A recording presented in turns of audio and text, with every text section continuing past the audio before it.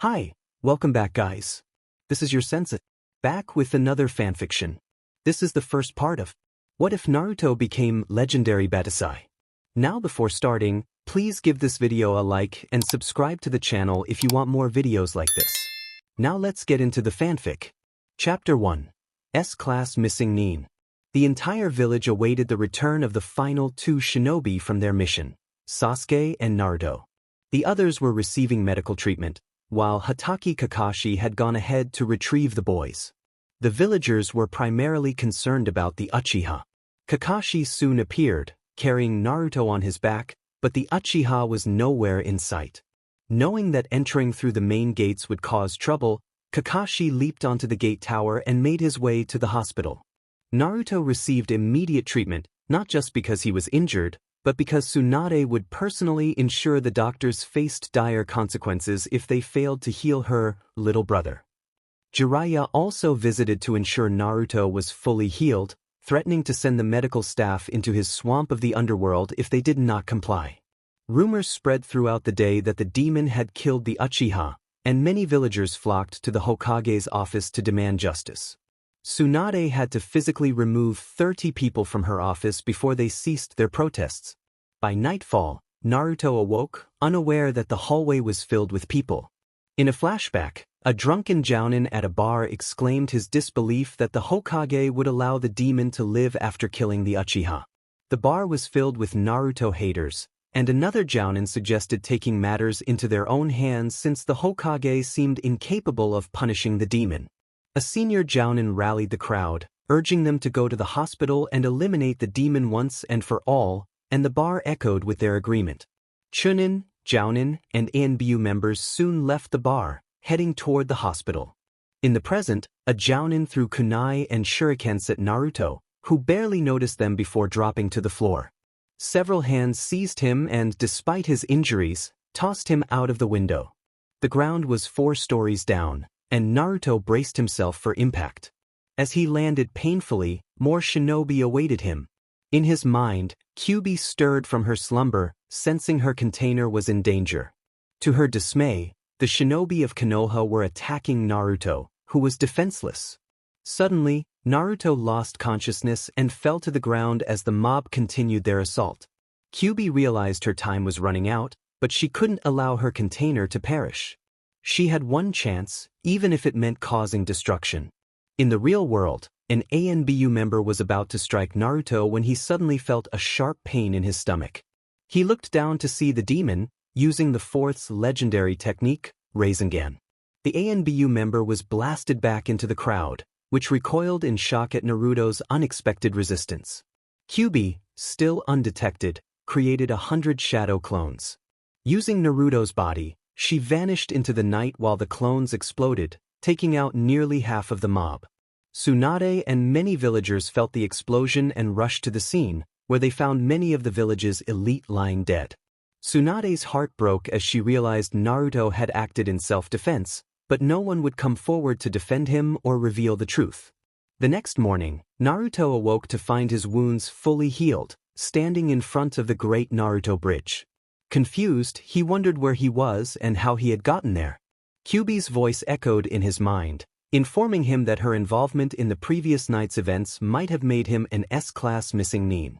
Naruto was shocked and demanded to know what Kyuubi had done. She explained that he would have died along with her, and while she would eventually perish, she wanted her name to continue to instill fear. She offered to train him in her arts and jutsu, urging him to act quickly. She instructed him to visit Tazuna and his family for new clothes and gear, specifically requesting nothing orange.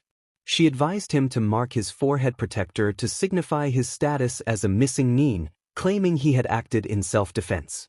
Naruto set off toward Wave, where the people were shocked to see their hero looking so somber.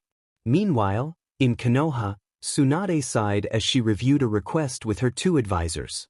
She hated the decision she was about to make, knowing it would haunt her later.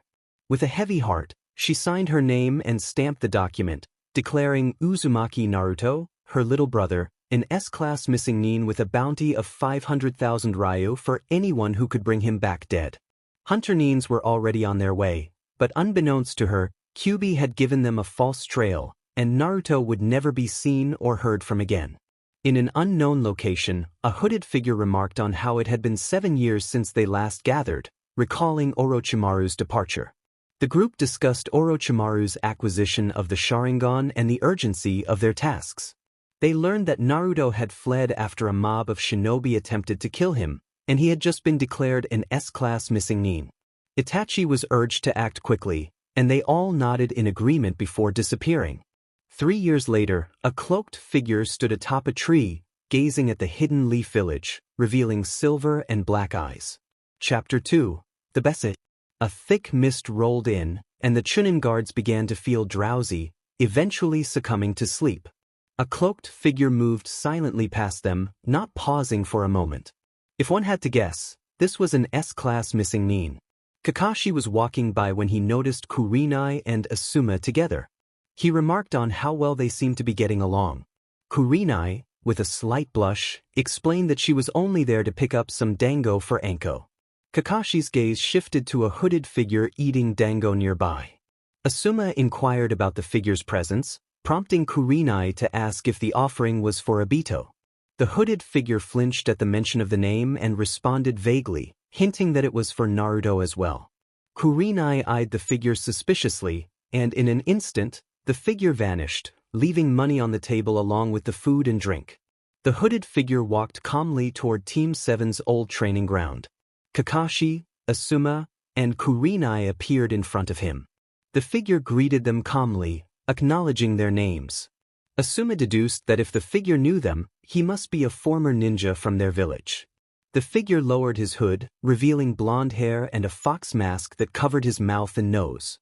His silver eyes, marked with 3 black tomo, were unmistakable, causing all 3 jounin to widen their eyes in recognition. They realized who he was, the man who had killed the Mizukage, known as the Battousai. The Battousai assured them he had no intention of harming them and only wished to stay in the village peacefully for a day. Asuma was skeptical, pointing out that someone with such a reputation wouldn't make such claims. Kurenai added that it was strange for him to know them despite never having met before. Suddenly, the Battousai moved faster than Kakashi could react, delivering a swift kick to his face. Asuma quickly readied his blade knuckles, while the Battousai drew his sword.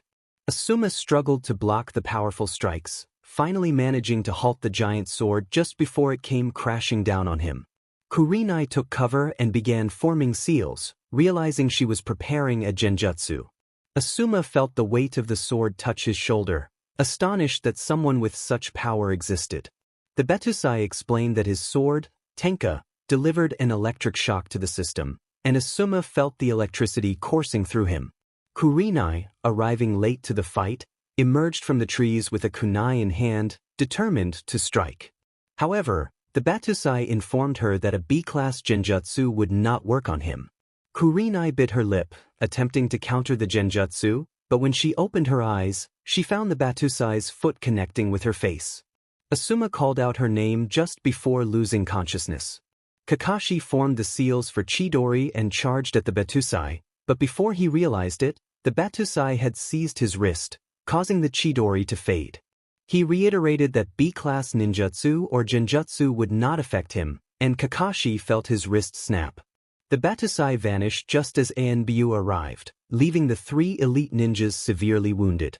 Kakashi clutched his wrist, trying to suppress a scream. At Konoha Hospital, the staff was shocked to see the 3 elites brought in.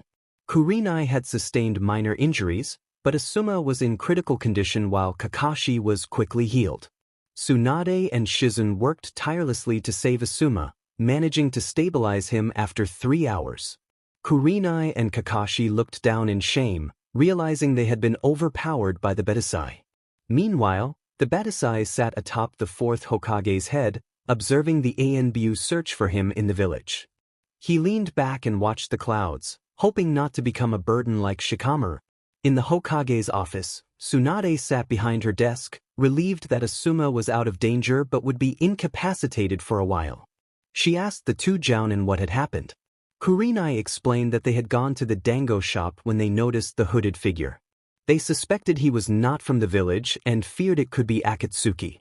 After following him to Kakashi's old training ground, They confronted him, only to be swiftly defeated. Tsunade inquired about the figure's identity, and Kakashi answered, naming him the Battousai. Tsunade's frustration was evident as she recalled the Battousai's notorious reputation. He had first emerged in the mist 3 years prior, training with 2 members of the 7 Swordsmen. He developed his own style of swordsmanship and killed the Mizukage after just 6 months. The Mist Village had greatly benefited from his actions, and he had since traveled to various shinobi villages seeking work and techniques. Rumors suggested his eyes could rival the Sharingan. 2 years ago, Orochimaru had declared him an S-class criminal after he decimated half of Sound's forces. Orochimaru had attempted to confront him but was swiftly defeated. The Battousai had left a trail of destruction, killing hundreds of jounin from both rock and lightning villages. Tsunade rubbed her temple, realizing the gravity of the situation. She decided to assess the Battousai's strength and called for the ANBU captain of squad. Kakashi and Kurenai nodded in agreement.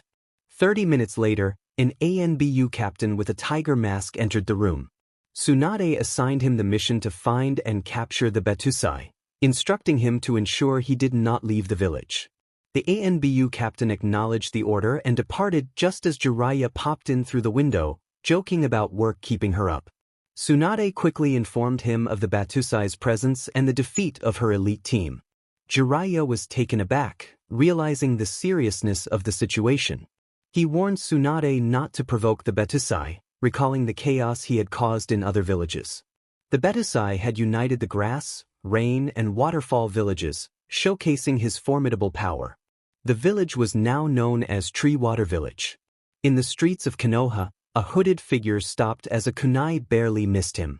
Without looking at his attacker, he calmly stated the name of his opponent, Uchiha Sasuke. Chapter 3, Déjà Vu. The Battousai looked at the ANBU captain, who returned the gaze. Villagers watched the two with fear, many retreating behind doors and peering out from shop and apartment windows. Few had ever seen Sasuke in action, making this a rare opportunity to witness him confront an unknown adversary. Guy had heard what happened from Kakashi and immediately jumped to Sasuke's aid. Sasuke instructed him to stand down. Sasuke explained that they had an enemy attacking fellow Leaf Shinobi and that they needed to work together. The man known as the Battousai claimed that the Leaf still told lies. Sasuke calmly questioned whether he had attacked Leaf Shinobi, to which the Battousai replied that he only did so when they attacked him and demanded things he had no intention of providing. Sasuke asked how the Battousai knew his name. The figure lowered his hood, revealing blonde hair and silver eyes that resembled the Sharingan. Guy gaped at the young man before him, exclaiming that he looked like Yondaime-sama. Many villagers agreed, while some thought Guy was being his usual eccentric self. Naruto's hair had grown significantly, as he had not cut it since his exile. The Battousai inquired about Sasuke's intentions. Sasuke stated that his orders were to capture him and ensure he did not leave the village. The Battousai dismissed Sasuke's challenge, claiming he was no longer a challenge. Sasuke narrowed his eyes at the nickname, realizing the Battousai spoke to him as if they were familiar. The Battousai then declared that he would not leave without a fight, expressing concern for the villagers who might get caught in the crossfire. He suggested they meet at the old Team 7 training ground before disappearing in a swirl of leaves, leaving Sasuke in shock. Sasuke and Guy followed, while some shinobi and villagers rushed to witness the confrontation. At the old training grounds, the Battousai awaited Sasuke. Sasuke instructed Guy not to interfere, but Guy insisted they needed to work together against such a formidable opponent. Sasuke wondered why Guy was speaking so normally, as he typically did so only in the presence of a dangerous foe. The Battousai released a massive amount of chakra, causing both Guy and Sasuke to nearly lose their footing. The energy sent a shiver through every shinobi in the area, drawing a crowd of civilians and shinobi to the old Team 7 grounds. Tsunade, along with Gaara, Temari, Kankuro, Jiraiya, and Sakura, arrived at the scene. Tsunade asked what was happening as she made her way through the crowd. A Chunin fangirl shouted that Sasuke was fighting some loser, prompting Tsunade's eyes to widen in alarm. She rushed forward as Gaara used his sand to elevate himself for a better view, with Temari and Kankuro joining him. Temari quickly covered her slip, recognizing the Battousai. Sasuke shielded his face from the overwhelming energy being released. The stories about the Battousai's power were indeed true. Sasuke could hear his fangirls screaming for him as he faced the most feared man alive, standing just a few feet away. Several ANBU teams prepared to intervene. Sasuke ordered them to stand down, but another ANBU captain insisted they had a duty to protect the village from anyone attacking fellow Leaf Shinobi. Sasuke repeated his command, and after a moment of hesitation, the ANBU decided to observe the fight instead. Gaara's siblings exchanged worried whispers about the implications of Konoha discovering the Battousai's presence. Kankuro expressed that if the village neglected him again, it could lead to war. The Battousai had created an unpayable debt, and the alliance between Sand and Mist was a testament to his influence. They speculated that if Konoha were to be attacked by two powerful countries, it would be disastrous. Gaara remained silent, choosing to watch. It had been 3 long years since the Battousai had defeated him, the only man he held in high regard. Sasuke attempted to maintain his composure, but the Battousai's gaze made him uneasy. After a tense silence, the Battousai lunged, swinging his sword at Sasuke. Sasuke activated his Sharingan and dodged, but the Battousai's sword moved in a way that puzzled him. Sasuke suddenly found himself airborne, landing farther from his opponent than he had anticipated. The Battousai taunted him, declaring he had Sasuke right where he wanted him and unleashed a powerful attack. The crowd gasped in fear for their precious Uchiha. Sasuke prepared his Chidori, only to have it blocked by the Battousai's sword. He drew his Anbu katana and attacked with Iai, but the Battousai struggled to defend himself.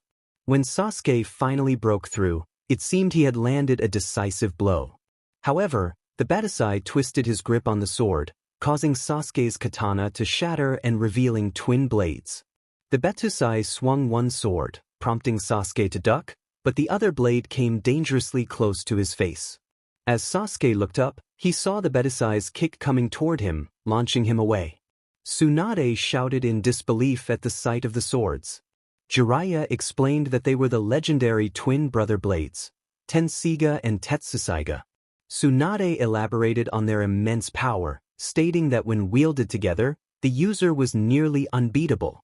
The Tenseiga could save 100 lives in one swing, while the Tetsusaiga had the power to destroy 100 lives in a single blow, capable of leveling mountains and creating tsunamis and hurricanes. Kurenai questioned whether one had to undergo trials to wield such power, to which Tsunade confirmed that the tests were incredibly challenging, and no one had completed them in nearly 500 years. Tsunade expressed her surprise that the Battousai had passed the test, revealing that Tenka was merely a cover name used by those attempting to steal the swords. Niji inquired if the 3 swords on Naruto's back were indeed real. Naruto had removed his cloak, revealing a ninja shirt and ANBU pants, showcasing his muscular build. Tsunade examined the swords closely and gasped in disbelief. She exclaimed that they were the Fujin, Raijin, and Tokijin blades. Many from the older generation gasped as they recalled stories of those legendary swords. Tsunade noted that he possessed 5 out of the 11 legendary swords, her eyes wide with astonishment. As the battle unfolded, Battousai pointed the Tetsusaiga at Sasuke, who quickly formed hand seals and unleashed a massive fireball. However, Battousai calmly informed Sasuke that he had not sent wood but metal spikes, which would only become stronger and faster due to the fire attack. Sasuke barely managed to dodge the spikes, feeling the rush of air as they passed by. Battousai sheathed the 2 blades and drew the one in the middle, preparing to use Tokijin. He struck the ground with the blade, causing a blue light to erupt from the earth. Sasuke, determined, launched his Chidori into the air. Naruto sidestepped as the attack struck his mask, summoning a thunderous dragon that overwhelmed Sasuke completely. As the crowd witnessed Sasuke's face for the first time, Naruto's expression turned to one of fury. Kakashi called out, concerned for his student. Naruto was aware of being watched and did not appreciate it. He vanished before anyone could approach him.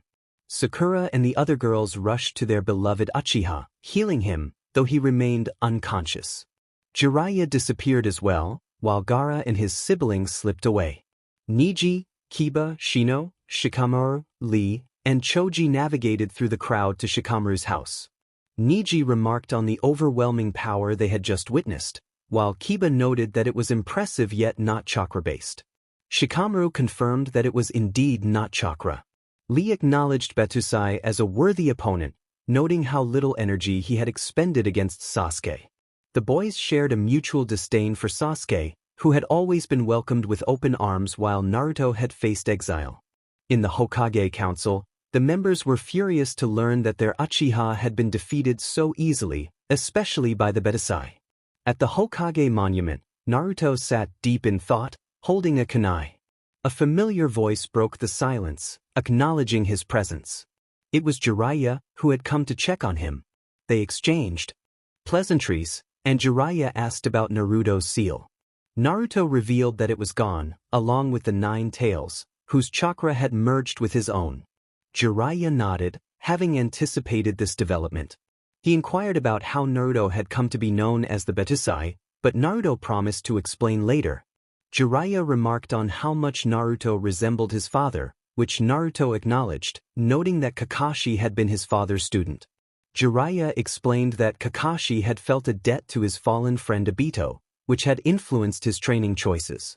He encouraged Naruto to move on from his anger. Naruto agreed, preparing to leave when Jiraiya informed him that he was no longer a missing nin. Naruto was taken aback, wanting clarification. Jiraiya explained that Tsunade had fought for him after his departure, confronting the council and threatening them for 2 years. The situation had escalated to the point where the Sand had declared war, leading to significant turmoil. Ultimately, the council had agreed to remove Naruto from the list of S-class criminals, especially after Sasuke's return, which had been met with heavy probation. Naruto reflected on the name Battousai, whispering it into the night sky. Jiraiya, curious, asked how he had acquired the name, but Naruto chose not to discuss it. When Jiraiya suggested he visit Tsunade, Naruto nodded, revealing the green crystal necklace he wore as a reminder of Konoha. With that, he vanished in a flash of yellow light, leaving Jiraiya in awe of his mastery of the jutsu. Meanwhile, Kakashi was lost in thought, troubled by memories of his past actions toward Naruto. As night fell, he remained in deep contemplation, grappling with the weight of his decisions. He rose and approached the memorial stone, gazing at the names of Obito and his sensei for a long time. Kakashi felt a deep sense of regret as he reflected on his past mistakes. He wondered what he could do to make things right. He looked at the memorial stone and then at the Hokage monument, contemplating his choices. He questioned whether this was a test and what the right path forward might be. The next day, Uchiha Sasuke had been defeated in a shocking turn of events. The villagers were upset and wanted to see the one who had bested their beloved Uchiha brought to justice. However, no one dared to confront the Battousai. Ino was intrigued by the Battousai. All the leads about him pointed back to the land of mist, where he had inspired hope and power among the clans with bloodlines. He possessed a Kekkai Genkai, and his presence had ended a civil war in just 3 months. His reputation as a swift killer was well known, and he had mastered silent killing techniques, combining water and ice in his fighting style. Trained by 2 former swordsmen of the mist, he had developed his unique Raidingu Kenjutsu style. The Battousai had become a true legend, and the land of mist had pledged their full allegiance to him. Sakura was also curious about the identity of the person who had defeated Sasuke. She recognized that he was a formidable swordsman, evidenced by the 5 legendary swords he carried on his back. However, she found it hard to believe that he could execute attacks without hand seals. The boys, on the other hand, were pleased that someone had finally brought down the Uchiha. Sai had once witnessed the Battousai in action and had warned others to not blink during the encounter. Tsunade and Shizune suspected that the true power of the Battousai was still hidden. The stories they had heard did not align with what they had seen in battle. Jiraiya and the Sand siblings were also aware that he had been holding back a significant amount of strength, particularly after witnessing his last attack. In a flashback, Naruto drove his Tokujin into the ground and unleashed a powerful technique.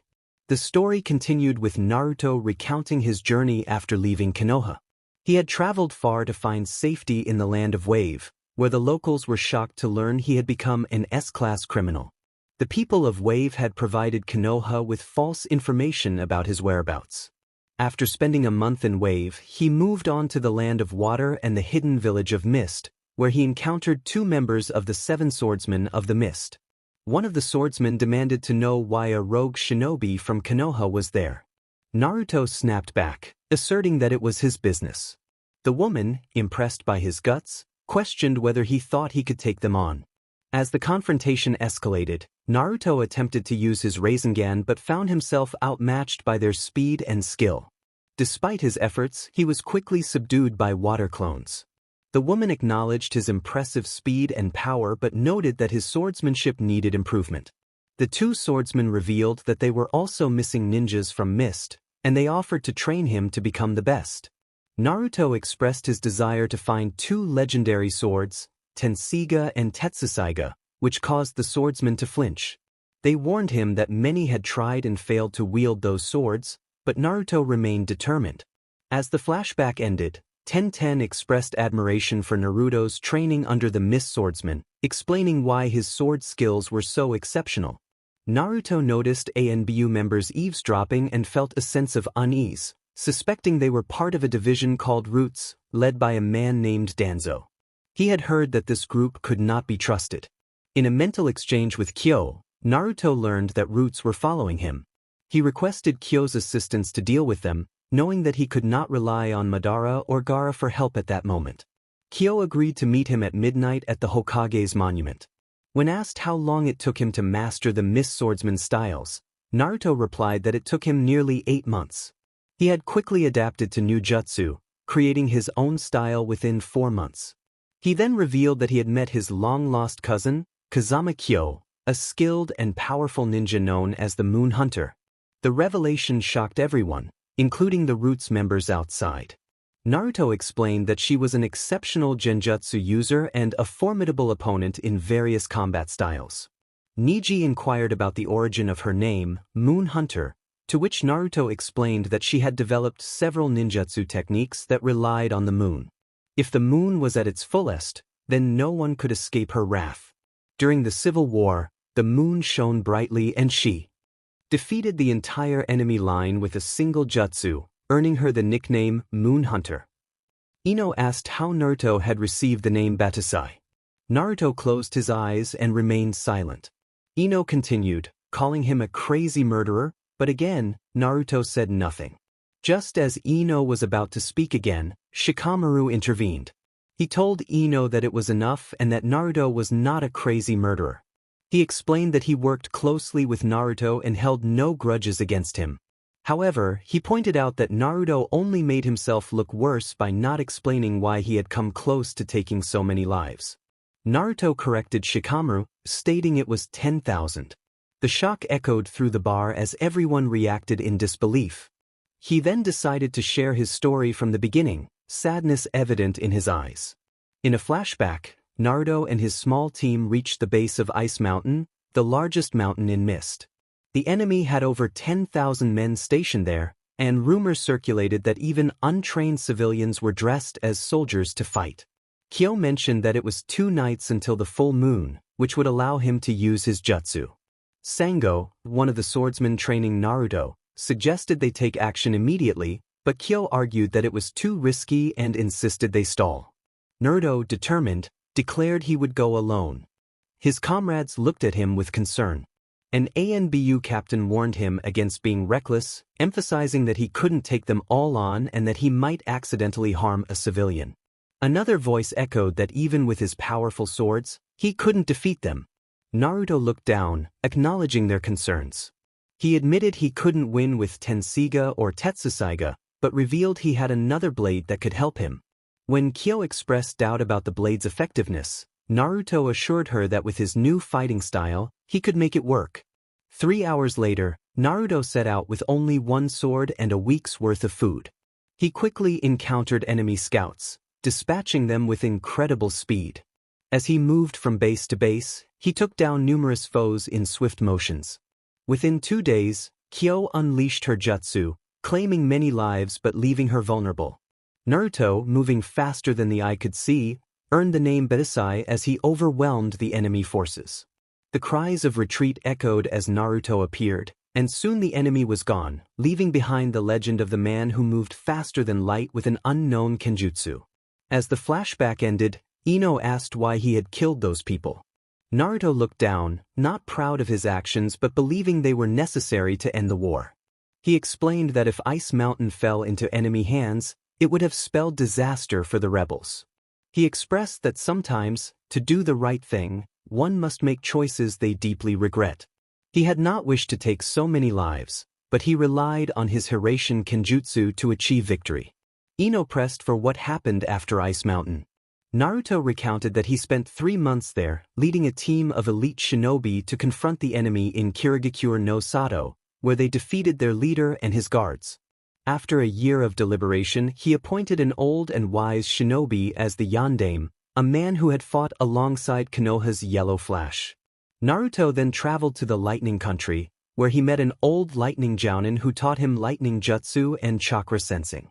Ino remarked on how lightning shinobi were known for their ability to locate others by their chakra.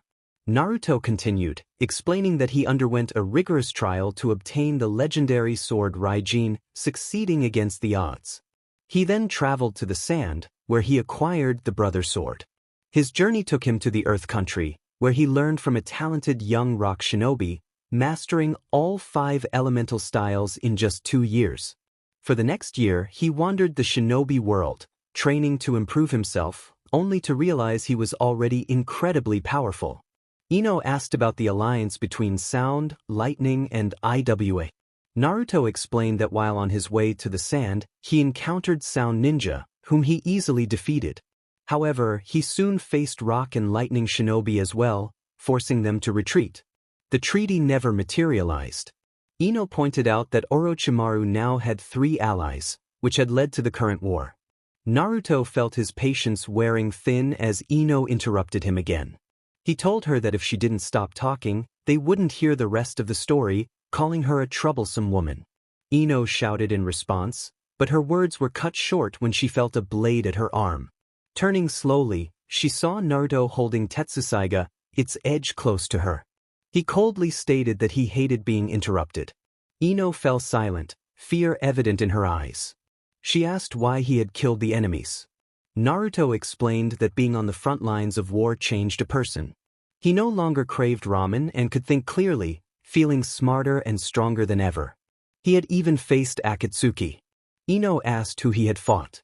Naruto replied that he had faced all of them, but had only killed 3, Sasori of the Red Sands, Kankuro, and Zetsu. Ino marveled at his achievements, and Naruto acknowledged that he had fought for his life many times. Because Naruto had fought for his life countless times, he had earned the title of S-Class criminal.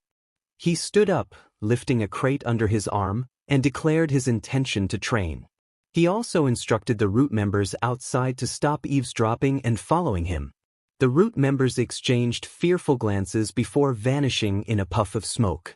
Naruto glanced at his watch and realized he had only 5 minutes left. In an instant, he disappeared in a whirl of leaves, leaving his companions shocked. Niji activated his Byakugan just in time to see the Root members vanish. Niji acknowledged the situation, confirming that they had indeed been listening in. The question now was how much of what Naruto said was true and how much was false. Meanwhile, Naruto appeared atop the 4th Hokage's head, forming a series of hand seals.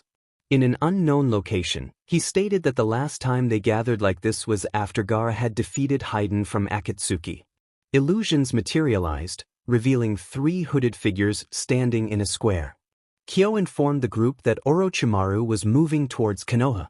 Madara inquired about the Tsuchikage response to the plan of allying with Konoha. He had made it clear that if the Tsuchikage wanted to be as strong as the Fire Country, they needed to ally with Konoha. Kyo confirmed that the Sand and Mist were prepared to join forces with Konoha. Madara expressed his intention to speak with the Tsuchikage to solidify the alliance. If Earth allied with them, he could persuade them to join forces with both Kirigakure and Konohagakure. With 4 great powers united, Lightning would be forced to submit, and Sound would be eliminated, igniting the war. They understood that lightning sought the Byakugan of the Hyuga clan. The group then pondered their approach to Akatsuki and Orochimaru. Naruto suggested they wait for the right moment to strike. Madara calmly proposed they meet somewhere, confirming that 3 of them were in Konoha. Gaara noted that he was on the outskirts, while Naruto was in Konoha, along with Temari and Kankuro, handling matters. Madara was instructed to leave for Konoha immediately, as only he could confront Itachi. They learned that Itachi was on his way to Konoha, and Naruto expressed confidence that with all 4 of them together, they would be unbeatable. They would soon make their names known as the 4 War Gods. Naruto was tasked with sending a signal, which he could do thanks to the Kyuubi's power, granting them enhanced speed and strength beyond any shinobi before them. They were determined to show the world their might and had uncovered Akatsuki's true goal, to use the tailed beasts to incite war among the shinobi countries, ultimately seeking to control everything after the chaos. The 4 figures dissolved, and Naruto felt a burning sensation in his right hand, revealing a glowing blue mark. This mark signified his bond with the other war gods, each representing a different element. Naruto was red for fire, Gaara was yellow for wind, Kyo was blue for water, and Madara was brown for earth. This bond allowed them to sense each other's presence and danger. As Naruto paused, he sensed chakra signatures fading. He turned to see a young girl holding a root member by the neck. She had black hair and silver eyes, resembling a member of the Hyuga clan. Though smaller than Naruto, she carried a sword on her back and wore a mist forehead protector. It was good to see her again, and she confirmed they were ready to begin. She smiled, expressing that soon the world would know about the 4 war gods. Naruto acknowledged her as their youngest member, but she confidently asserted her strength, claiming to be even more powerful than Madara and Gaara. Naruto reminded her that he was the strongest, but she pointed out that while Madara might be their weakest member, he was the most experienced and wise. That was why he had been chosen as the 4th member. They decided to meet with Gaara, noting that dawn was approaching, and they would wait until then. Kyo, with a blank expression, suggested they practice some jutsu together. The girl looked surprised but nodded in agreement. They shared a moment of camaraderie, and Naruto prepared to demonstrate a fire technique. As the chapter concluded, Naruto and Kyo were exhausted but satisfied with their training. Kyo remarked that the jutsu would definitely be beneficial. They vanished just as another team of root members arrived to discover their fallen comrades and the stolen recording equipment. A female root member expressed her shock, while another insisted on reporting the incident to Danzo immediately. In the council hall, an ANBU member urgently reported that a team had been found dead. The captain explained that the assailant was a single, highly skilled individual, raising suspicions about Naruto's involvement. Tsunade defended Naruto, asserting her trust in him, but Danzo remained skeptical, revealing he had dispatched ANBU to monitor Naruto's actions. Just then, a voice that had been absent for 3 years interrupted, confirming that it was not Naruto but a member of a new group, more powerful than the ANBU or the Roots. The council gasped in disbelief as Jiraiya revealed the name of the group, the 4 War Gods. At that moment, the Sand Trio entered, and Gaara blinked in confusion, questioning if he was early for their appointment. Something rash had come up. It seemed to relate to the ANBU that had been slain earlier that day. The council looked taken aback. Gaara explained that he had felt a disturbance near his hotel room and had sent Kankuro to investigate. Kankuro reported that he had seen an entire Konoha ANBU team killed. Gaara had come to inform them personally, confirming that this was indeed what they had been discussing. He took a seat, with Kankuro and Temari standing beside him. Jiraiya turned to Gaara, asking if he knew anything about a group calling themselves the 4 War Gods. Suddenly, everyone noticed that Temari had disappeared. A few members of the council got up to check on her, finding her sitting on the floor, holding her head, her eyes trembling. They were warned not to use that name in front of her, as it was taboo due to a past incident. Tsunade inquired about the incident, and Gaara and Kankuro exchanged glances. 2 years prior, a member of that group had come to the sand. Temari had led a platoon of shinobi to intercept him, but he had easily defeated them. Temari was the sole survivor of that encounter, returning badly wounded and nearly out of chakra. The reason he had spared her remained a mystery, but they had learned the name of the group, the Four War Gods. Gaara noted that Temari had just been released from the Sand mental ward, not due to madness, but because of the trauma from that day, the details of which even he did not know. Meanwhile, a communication was taking place. One voice informed another that Konoha was now aware of their presence, although they did not know their identities. The response acknowledged the trouble this posed, as Konoha would seek to learn more about them. Plans were made to summon the Dokoyu tree. Jiraiya expressed disbelief that one man could take on one of the 5 greatest shinobi countries. He questioned their goals, but the answer was uncertain. It was rumored that they were an even greater threat than the 5 Kages themselves. Danzo insisted they must prepare, but the reality was that these 4 were so powerful they had been rejected from every village out of fear. Their motives remained unknown. Gaara stood up and left, while Kankuro carried Temari out of the room. Gaara promised to visit later. In their hotel room, the Sand trio discussed the situation. Temari, now free of fear, asked Gaara what would happen next. He explained that they were aware of the 4 war gods, even Naruto. Naruto had advised them to remain calm, as the first step was to gather 4 of the 5 great shinobi countries together to test their alliance. Gaara revealed that Naruto had decided to summon the great Dokoyu tree. Temari and Kankuro were taken aback, realizing the implications. Gaara clarified that it was a test. If 4 out of 5 elements united, the world would enter a paradise after the Great War. They would not take sides but would eliminate as many as possible, creating a world for all. When Kankuro expressed concern for Sand, Gaara assured him that he would select those who doubted him to face the Dokoyu tree. Kankuro understood better than to argue with Gaara. 3 months later, inside the Hokage monument, Naruto greeted Uchiha Madara, remarking on the time that had passed. Everything was ready, and they prepared to summon the tree. They performed a series of seals and invoked the Kuchios no Jutsu. A small tree root appeared on the ground and began to grow as the 4 war gods vanished. In Konoha Center, the Mizukage shouted in alarm at the sight of the growing tree, which startled the shinobi of the Mist, Iwa, Suna, and Konoha. The 4 Kages were shocked to witness the tree towering above them. Temari recognized the situation and shouted that it was the 4 war gods. 4 masked shinobi stood before the great Dokoyu tree, their cloaks concealing their bodies. One of them chuckled, acknowledging their recognition. Temari demanded to know what was happening, and another shinobi ominously stated that it was the beginning of the end for everyone in Konoha and the world. Tsunade questioned what they meant by the end of the world. The response was that they had nothing more to say, but it would only be the end unless the Kages could set aside their differences to stop it. However, they doubted that was possible, as none were seal masters willing to risk their lives for another. Suddenly, a purple flash appeared, revealing the Otokage Orochimaru. He expressed surprise at their existence but declared he could not allow them to carry out their threats. Before anyone could respond, 4 shinobi clad in black cloaks with red clouds appeared. The oldest among them acknowledged Madara, who was recognized by Itachi, who could hardly believe his eyes. Madara removed his hood, revealing his Sharingan, and Itachi found himself ensnared in a genjutsu. Caught in a series of illusions, Itachi struggled to comprehend the situation. Madara taunted him, claiming to be the weakest member of the 4 war gods. The leader of the 4 war gods interrupted, stating that they had allowed Madara his fun and were now leaving. Madara bowed his head in apology as the 4 war gods vanished, leaving the great Dokoyu tree to continue its ominous growth, threatening to destroy the world.